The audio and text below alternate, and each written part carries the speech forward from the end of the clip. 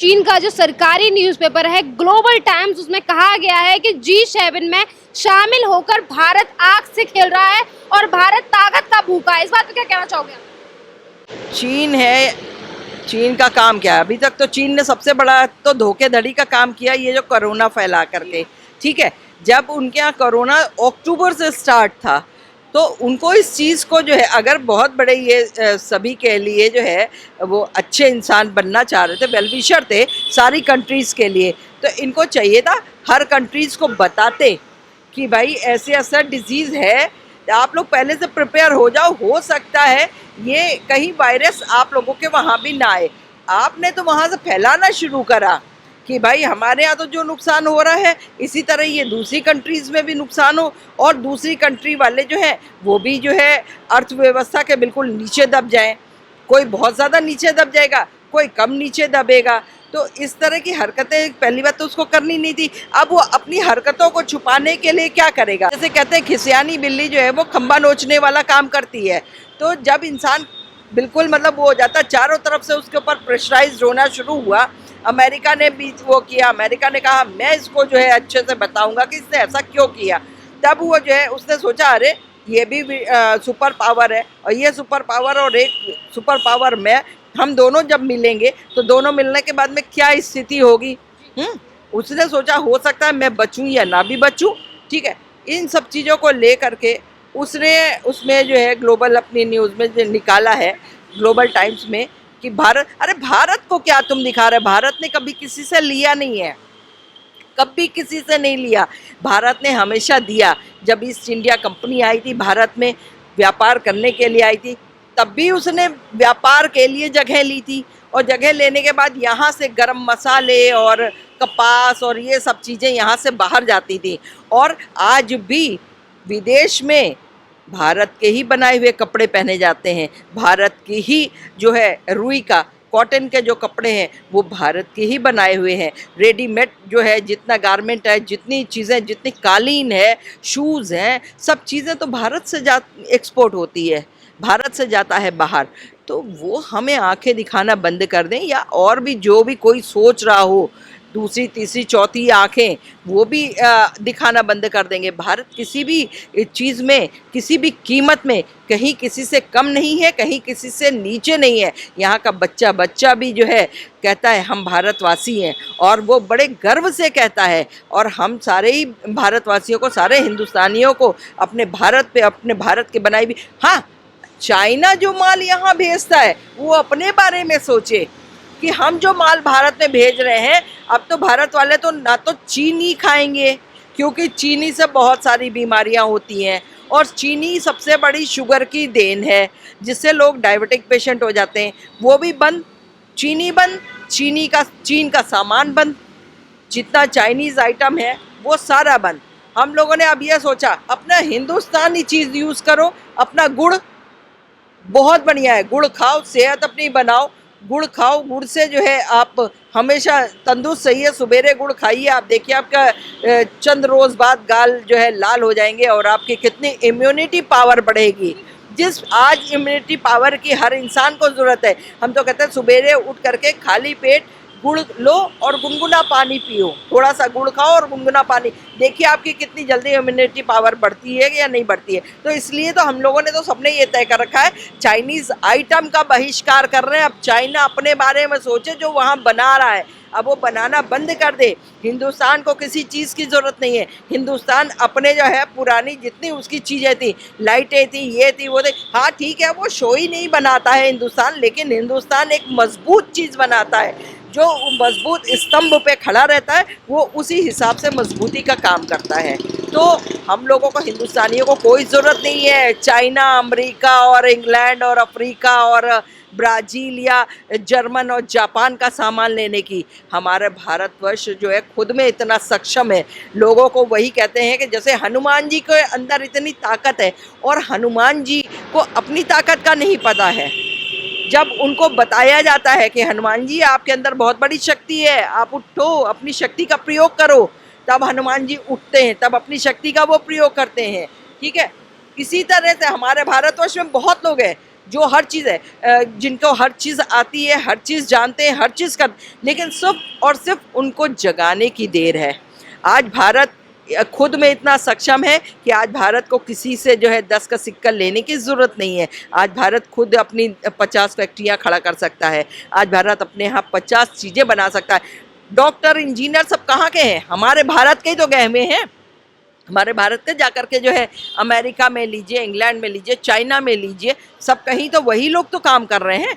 Dubai में लीजिए, वही लोग काम कर रहे हैं। आज हमारे अगर वो सब के सब वापस आ जाए, ये सब कहाँ है?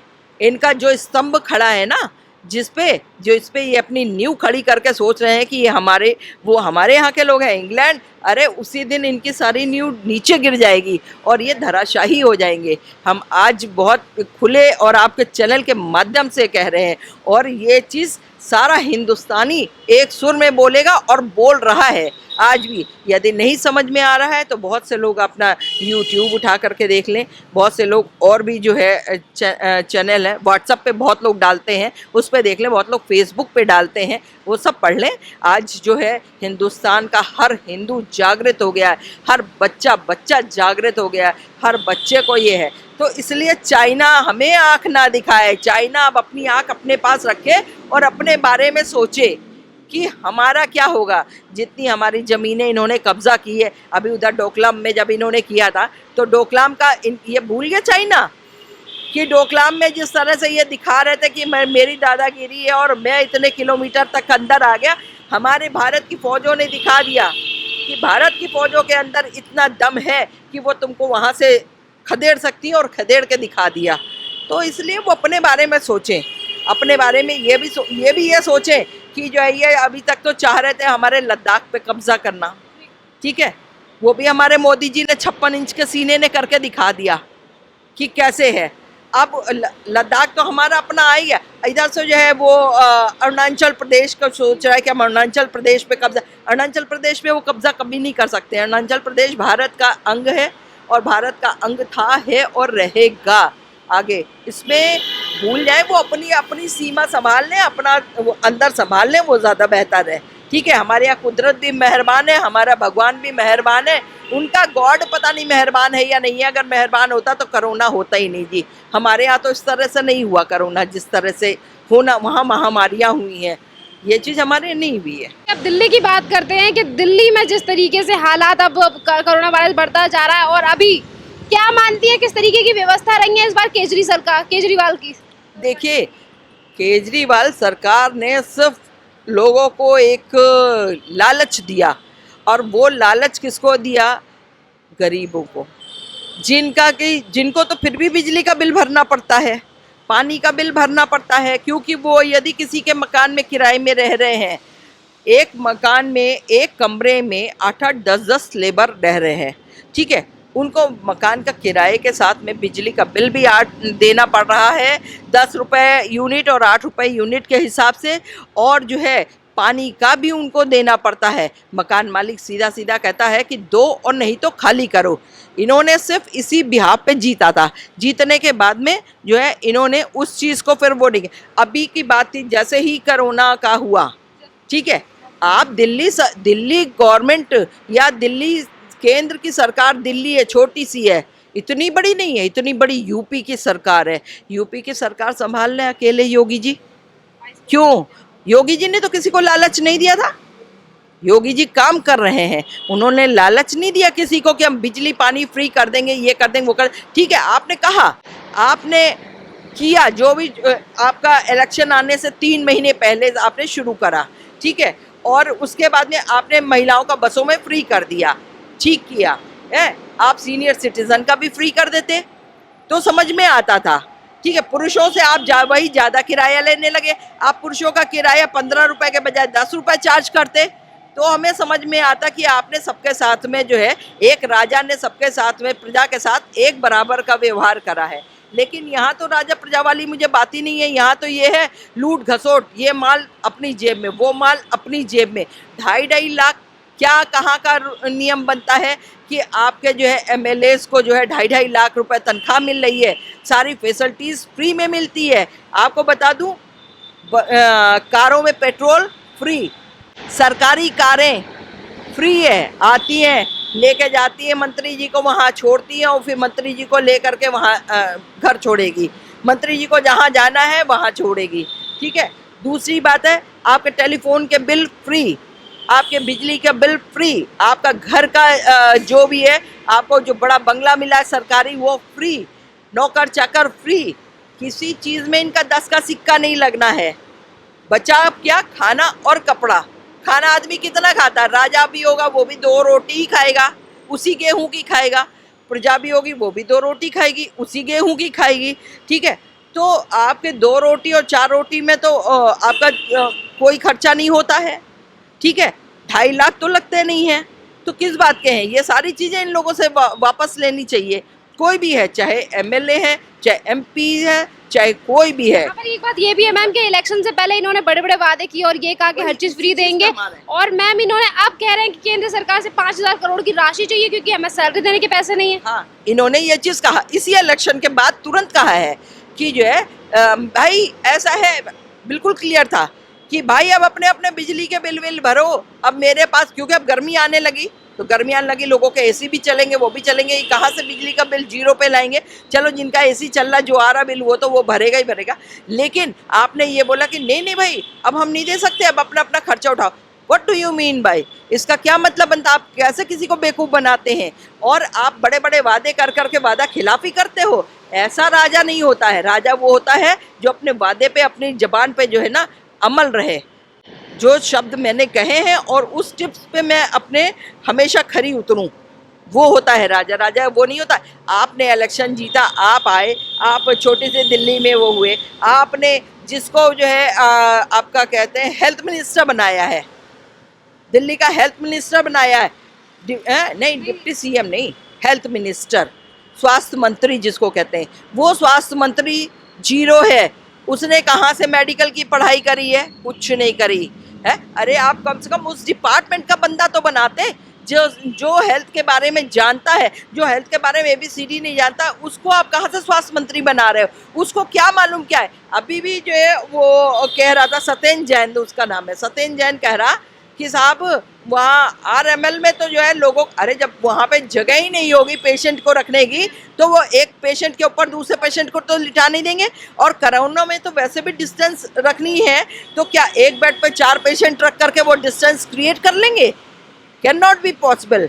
और आप उसके बाद में फिर जो है ठीकड़ा फोड़ते हो कि साहब केंद्र के उस पर फोड़ रहे हो कि साहब जो है ये बीजेपी गवर्नमेंट का जो स्वास्थ्य मंत्री है वो इस तरह की हरकत कर रहा है, ठीक है। तो ये चीज़ें नहीं करनी चाहिए और इस तरह की हरकतें बंद कर दें। और तो इन्होंने मार्केट खुलवा दी, इन्होंने बसें चलवा दी, इन्होंने सब कुछ करवा दिया, जबकि चाइना में अक्टूबर से और आज तक कुछ भी नहीं चल रहा है, ठीक है। और वो तो वहाँ से फेक न्यूज़ डालता ही है, उस पर रहने दो। जब आपको मालूम है ये इतनी छुआछूत की बीमारी कि आपको इतनी डिस्टेंस पे लग जाएगी, किसी ने यहाँ थूका और वो आपको लग गई, तो आपको ये सब चीज़ें चलानी नहीं चाहिए। आप पब्लिक की सेफ्टी सिक्योरिटी के लिए इन चीज़ों को बंद कर देना चाहिए। आपने बंद नहीं किया, आप तो और अब मॉल खोल दो, अब ये खोल दो, अब पिक्चर हॉल खोल दो, तो अब जो है आपके रेस्टोरेंट खुलने जा रहे हैं 8 तारीख से मंदिर खुलने जा रहे हैं। तो आप कहाँ तक बचेंगे, आप कहाँ तक बचेंगे। कहीं ना कहीं तो आप फिर सफरा रहे हैं। और आगे मैं खुद लिख करके दे देती हूँ कि अब इससे ज़्यादा महामारी फैलने वाली है।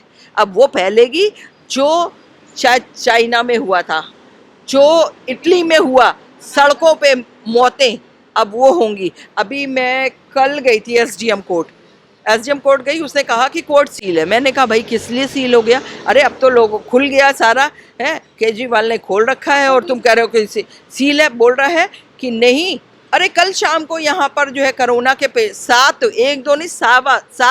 पेशेंट कोरोना के वहाँ पे मिले, जो उनके ही यहाँ का स्टाफ थे वो मिले। सील कर दिया गया। उसने कहा अब ये क्वारंटाइन करा जाएगा पहले, उसके बाद में फिर जो है मंडे में एक बार देख लीजिएगा कि ओपन है या नहीं है।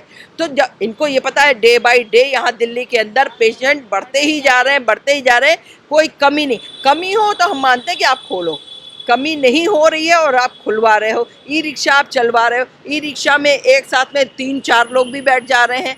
आप नहीं रोक पा रहे हैं। एक एक फैमिली के कई कई लोग रिक्शे में चढ़ करके जा रहे हैं, आप कहाँ से क्वारंटाइन कर रहे हैं? आप तो जो है ये कुछ नहीं है, ये दिल्ली एक दिन पूरा दिल्ली मुर्दा घर बनेगा, मुर्दा घर बनेगा। और चील कौए ऐसे मंडराते हुए लाशों को शायद दूर से देख के मेरे ख्याल खाने की भी वो नहीं वो करेंगे, वो कहेंगे आज बहुत खा लिया भाई, बहुत ज़्यादा ही मैंने आज नाश्ता पानी और खाना और लंच डिनर सब कुछ कर लिया है। तो वो ठीकरा केजरीवाल पे ही फूटेगा, ये भी बता दूं। केजरीवाल इस बार जीत गए हैं, अगली बार के लिए वो भूल जाए, अगली बार उन्हें कोई वोट नहीं मिलेगा। मैं ओपन कह रही हूँ, और शायद केजरीवाल को भी अंदर से पता होगा कि अगली बार हम नहीं जीते, अगली बार कौन सा बहाना लेकर के वो आएंगे। तो अगर इनको दिल्ली को वास्तविकता में जो है बीमारी से मुक्त करना है, तो इन्हें ये चाहिए कि ये जितनी चीज़ें इन्होंने चलाई है ये सारी चीज़ें बंद कर दें। और बंद करने का, बसों में आप चढ़िए, बसों में आपको कोई भी चीज़ जो है क्वारंटाइन करने के लिए या आपको हैंड वॉश करने के लिए कोई भी सैनिटाइज़र नहीं उन्होंने रख रखा है कि वो जो है जब आप पकड़ के रोड चढ़ रहे हैं तो कम से कम वो जो है आपको टिकट कीपर जो है वो आपको जो है वो दे दे कि आप लीजिए हैंड वॉश कर लीजिए, हैंड वॉश करके फिर आप जाके बैठिए। किसी भी चीज़ में कोई फैसिलिटीज़ नहीं इन्होंने प्रोवाइड की है। फिर अब सिर्फ झूठा बयान करता है, सिर्फ बैठ करके मीडिया के आगे कि मैंने ये कर रखा, मैंने वो कर रखा, मैंने ऐसा करा, मैंने अपने को सिर्फ उसने अपने घर में क्वारंटाइन कर रखा है और किसी को नहीं। उसको ये है मैं बचा रहूं, मेरा परिवार बचा रहे, बाकी जनता भाड़ में जाती है जाए, जनता कल की मरती है, आज मरे आज की मरती है, अभी मरे, उससे कोई मतलब नहीं है। अरे रोहिंग्या को ले तो आया है, मजदूर को भगा दिया। आपको बताती हूँ ये न्यूज़ गलत नहीं है, ये न्यूज़ खुद मैंने, क्योंकि मेरे घर के पास 2 मस्जिद हैं, मस्जिदों से रात को एकदम 2 बजे मेरी एकदम से आँख खुली, मैंने कहा कि ये आवाज़ें कैसी हैं। मैं विंडो पे गई, मैंने बड़े ध्यान से, क्योंकि मस्जिद से जब इधर आवाज़ आती तो मेरे को विंडो से सुनाई देता क्लियर, मैं विंडो पे कान लगा करके मैंने सुना, एक बार मुझे क्लियर नहीं हुआ, फिर मैं दोबारा से कान लगा करके सुना, तो उसमें ये हो रहा था कि जो है बाहर बसें लगी हुई हैं और जो है 4 बजे सारी बसें जो है आपको ले जाके आनंद विहार के बस अड्डे पे छोड़ देंगी, और वहाँ से उस तरफ यूपी की बसें लगी हैं जो आप लोगों को जितना भी है उनको यूपी में जहाँ जहाँ जाना है वहाँ वहाँ भेज देगी। आपने जो है बसों में लोगों को लोड कराना शुरू करा और ले जाके आनंद विहार में इस पार छोड़ दिया।